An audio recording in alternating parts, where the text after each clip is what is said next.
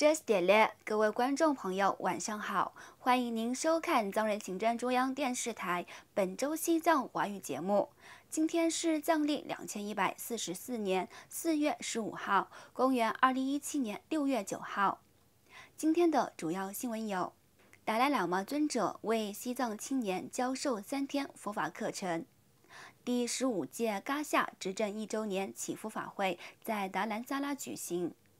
司政澄清美国总统特朗普提出的西藏预算削减消息。司政出席西藏歌剧院成立58周年庆典。藏人行政中央英文网站撰文解密中国政府对达赖喇嘛访问阿邦的过度反应。下面请看详细内容。从本周一6月5号开始，达赖喇嘛尊者在达兰萨拉的大乘法院向流亡藏人社区的青年学生展开了为期3天的佛法教授活动。在第一天的佛法教授活动中，尊者达赖喇嘛向与会的藏人学生介绍了佛法的基础知识。来自流亡藏人社区各校的2800多名学生和佛教信众参加了该法会。在当天的佛法教授活动中，尊者达赖喇嘛指出，当今世界上我们所面临的许多问题，都是因人们不守规矩、没有尊敬守法心态造成的。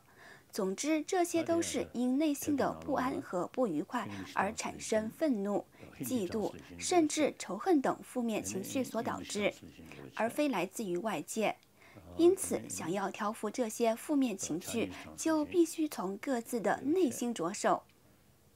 尊者强调，我们需要把印度的古老文化思想融入到各校的教育体系中。我期待着，当我们把年轻一代学生学习非暴力和正义的原则融入到现代社会，将会有助于更加了解和认识自我价值，并对建设一个更加美好和谐的社会起到很大的作用。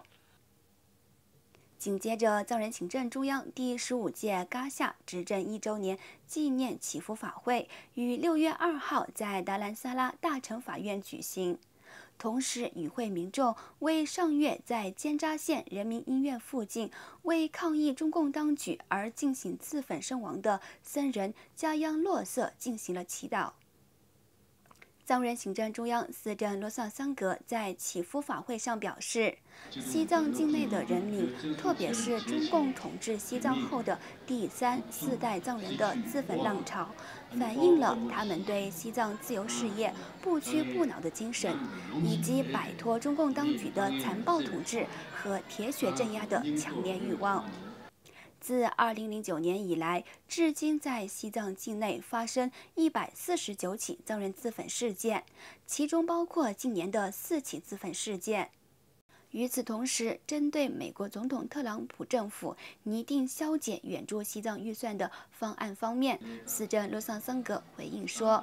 拟议削减计划是美国国务院国际援助资金的一部分，但不会特别影响美国政府对西藏人民的财政支援。司政补充说，预算的最终批准是由美国国会决定的，而美国国际开发署去年10月向藏人行政中央提供的2300万美金的援助资金就是一个例子。事实上，这一援助资金是由美国国会批准后提供的，而不是按照美国总统编制的预算。因此，我们希望由藏人行政中央实施的流亡藏人福利计划将得到世界各地朋友们的支持，并能顺利进行。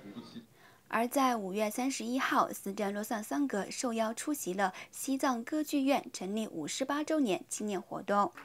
当天，司政在致辞时表示，通过西藏歌剧院，我们展示了本民族的传统音乐舞蹈，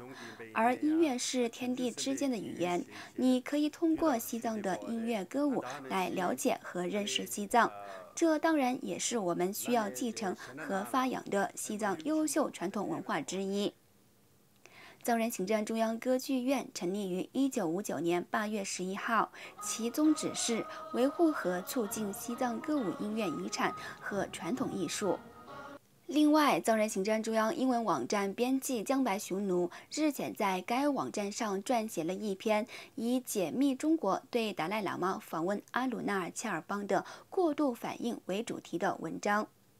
这篇文章中，江白雄奴强调，在宗教访问期间充分展现达赖喇嘛的精神力量和影响力的巨大现实，认为这可能是挑衅中国暴力反应的一个因素，并提到中国政府没有丝毫意图使西藏问题成为全球和新一代印度人的焦点。